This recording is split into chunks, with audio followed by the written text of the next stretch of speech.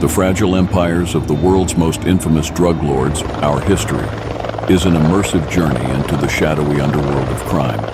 This podcast series delves into the lives, empires, and ultimate downfalls of the most notorious drug lords in history.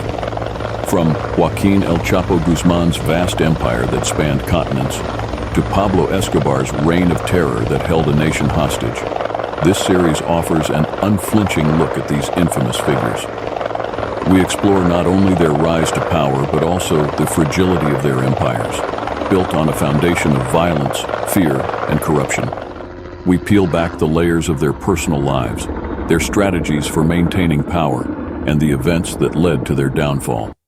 Each episode is a rich tapestry of history, criminology, and human nature, offering a fascinating insight into a world that, while often sensationalized, is rarely understood. The Fragile Empires of the World's Most Infamous Drug Lords, Our History, isn't just about drug lords.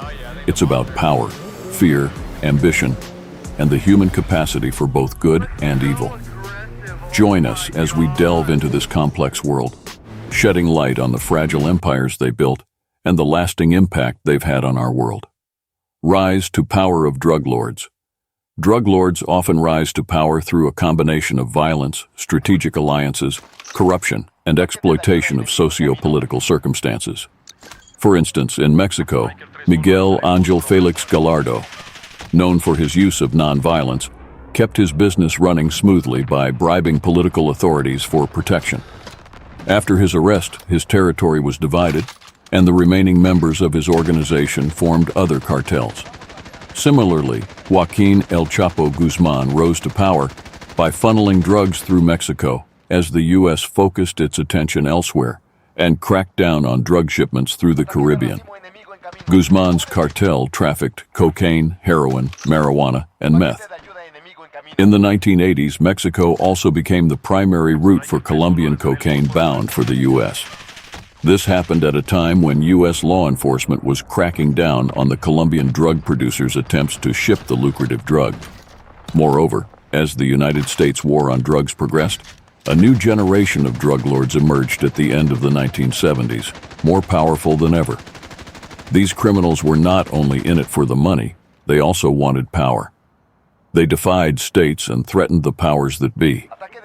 Each famous drug kingpin has taken a different road to the top, from dominating drug markets to establishing powerful cartels. They have demonstrated their ability to navigate treacherous waters, often commanding immense wealth and influence. However, it's important to note that these empires are often fragile, built on a foundation of violence, fear, and corruption. The rise to power of these drug lords often leads to their downfall, as their operations attract the attention of law enforcement agencies and rival criminal organizations. Pablo Escobar, known as the King of Cocaine, Escobar was the wealthiest criminal in history, with an estimated net worth of $30 billion by the early 1990s.